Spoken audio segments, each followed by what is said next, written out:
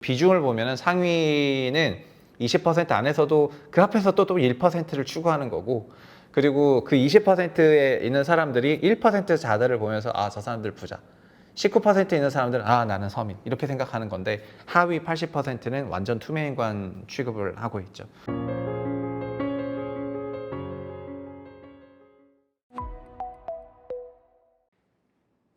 안녕하세요. 최부심입니다. 최상욱의 부동산 심부름 센터인 만큼 오늘은 부동산 시장 얘기를 조금 해보겠습니다. 그리고 우리나라 부동산 시장은 이제 완전 K 부동산 시장이 됐고요. K는 글자처럼 극도로 양극화되는 그런 부동산 시장을 의미하는데, 이제 한국 부동산 시장에서는 상위 20% 부동산만 부동산 시장이 되었다라고 봐도 과언이 아닌 것 같습니다. 오늘 그 얘기를 조금 해볼게요. 상위 20% 아파트만 아파트입니다. 일단은 기사는 뭐 이런 걸로 시작을 하는 거죠. 뭐 여보 우리 3억 날라갔어 뭐 이런 거고요. 갑자기 집주인이 패닉이다.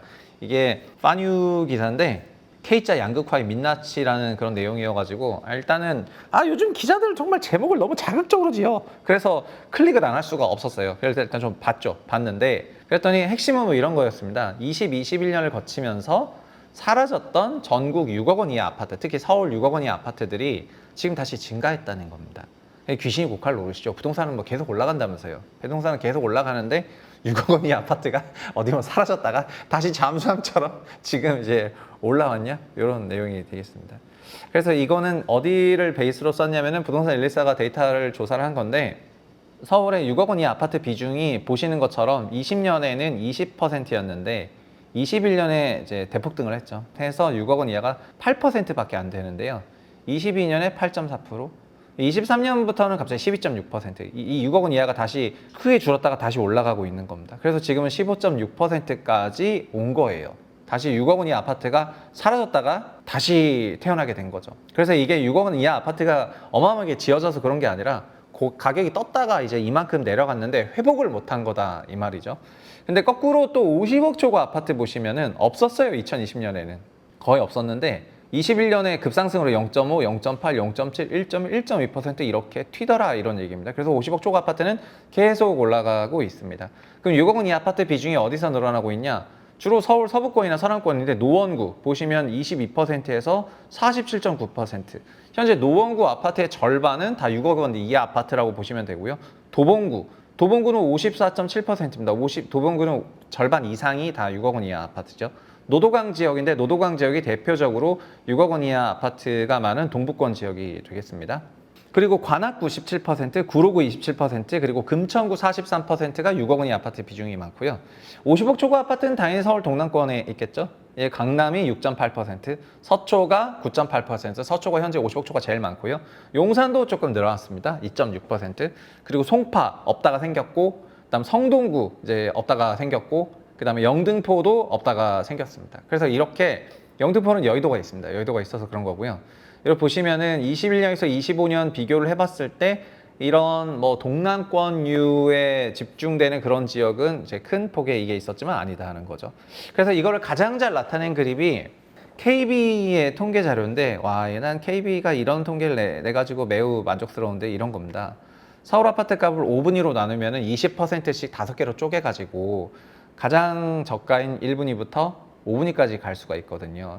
1분위의 근데 평균 금액은 21년 10월이 지금 피크잖아요. 피크 그 당시 7억 5,500이었는데 지금 6억 5천이 된 겁니다. 그러니까 러플리 약 한 20% 빠진 거예요. 20%가 더 빠졌네. 7억 5천에서 20%면 1억 3천이니까 그 정도 빠졌네요. 한 18% 빠졌다고 보겠습니다. 그러니까 1분위 가격은 18% 빠진 거고요. 2분위, 하위 20에서 40% 구간 2분위 주택도 요 뭉퉁구리도 9억 9천에서 8억 4천으로 이제 10% 넘게 빠졌습니다. 14% 정도 빠진 거죠.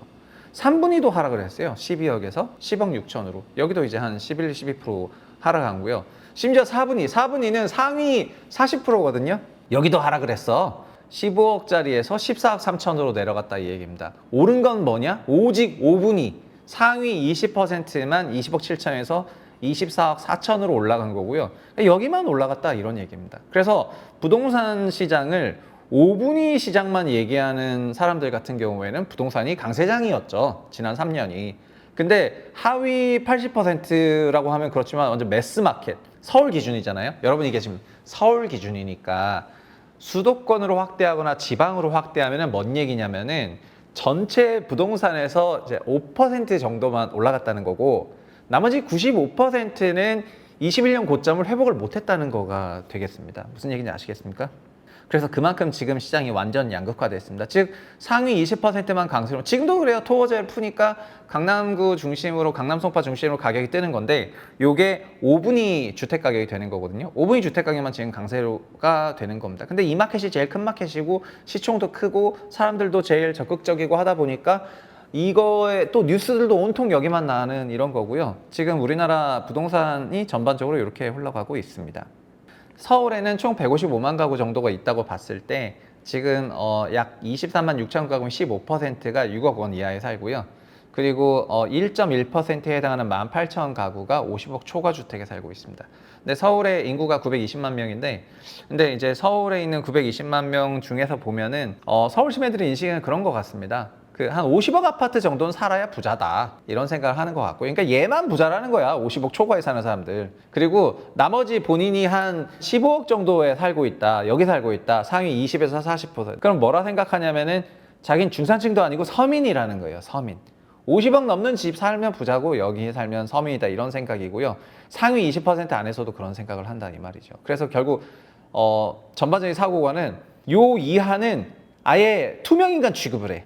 투명인간 취급을 하고 있죠. 한국 사회 전반적으로 그런 경향이 심하죠. 그래서 우리 채널에서 맨날 하는 얘기가 그런 건데 전체 가구를 봐야지 자기 주변만 보면은 그러니까 4분위, 5분위만 보거나 5분위 안에서도 50억 초과랑 50억 미만으로만 나눠서 보면은 그렇게 보면은 이제 세상이 그렇게만 보이는데 사실은 그 나머지가 훨씬 많거든요. 그래서 이런 메타인지가 떨어지는 사람들이 요즘 많이 나오는 이유가 뭐냐면은 자기 주변에 그냥 온통 요것만 보다 보니까 부동산은 내내 강세장이었다 이렇게 생각하는 거고 실제 부동산은 굉장히 약세장이었다 이렇게 보시는 게 맞죠. 그리고 가구 평균 전체로 가보면요. 우리나라 가구 순자산은 3억 9천 원이고 삶의 만족도는 내리 하락을 하고 있습니다. 비교를 생활화하고 있기 때문에 그런 비교를 일상화하는 그런 컨텐츠 홍수 속에서 불행해지고 있는 거죠. 참고로 한국은 전체 소득의 약 16% 정도를 주거비로 내고 있고요. 가구 합산 5천만 원이면 800만 원 정도가 주거비 정도다 생각하시면 되겠습니다. 자살자 수 급증하는 거는 다 아실 만한 얘기고요. 그리고 지금 사람을 못 믿겠다고 하고 있는데 대인 신뢰도가 어쨌든 좋아지고 있습니다. 좋아지고 있지만 절반 넘는 사람이 딴 사람 잘 못 믿겠다 이렇게 생각하고 있는 그런 상황이고 포어는 자기소득에 대한 불만족이 매우 높습니다. 일단 자기소득에 대한 불만족이 그나마 좀 개선이 됐는데 개선됐지만 평균적으로 40% 정도 해당하는 사람이 나 소득이 너무 만족스럽지 않다 이렇게 생각하고요. 30% 정도만 그냥 만족하고 산다는 겁니다. 그러니까 우리 전체 소득자 중에서 10명에 3명만 자기소득에 만족하고 살고 10명에 4명은 다 불만족을 하고 있다는 거고 3명은 그냥 만족도 불만족도 아닌 그냥 이제 살아가고 있다는 그런 거가 되지 않겠습니까? 그래서 이 비율이 내려가고 있는 것은 맞지만은 왜 불만족하고 있는가를 생각해 봤을 때 그 소득에 대해서 불만족하는 그런 비중은 정말 타국에 대비해서는 굉장히 높다 이렇게 말씀을 드리겠습니다. 가구 순자산은 부동산 가격 따라서 왔다 갔다 하는 거고요. 그리고 한국 부동산의 특징은 수도권이 너무 크다 보니까 지방 부동산이 약세로 가가지고 비수도권의 자산 형성이 잘 안 되고 있다는 거고 수도권만 자산 형성이 되다 보니까 비수도권 탈출 러시가 있는 거고 이게 지방 소멸 피크아웃이고요. 그리고 우리나라에 그 상대적 빈곤율이라는 개념이 있거든요.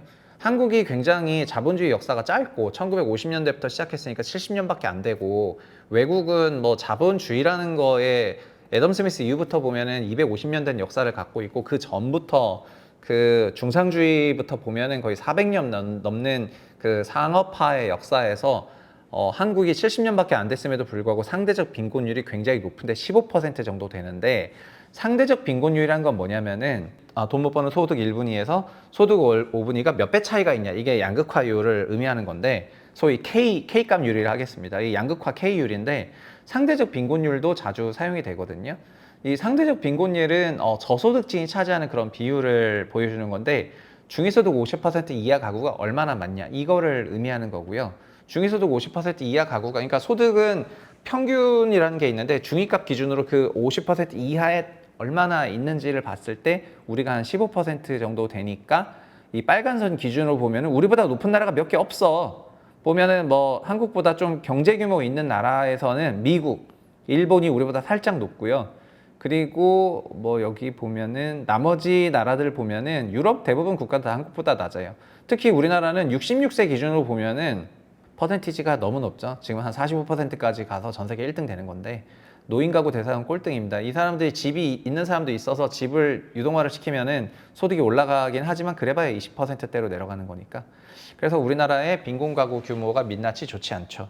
그리고 우리나라 수도권 임대료는 지금 소득의 20%로 다시 올라왔고 비수도권은 임대료가 많이 안 올라갔는데 수도권 임대료는 많이 올라갔습니다. 집값이 튀어가지고.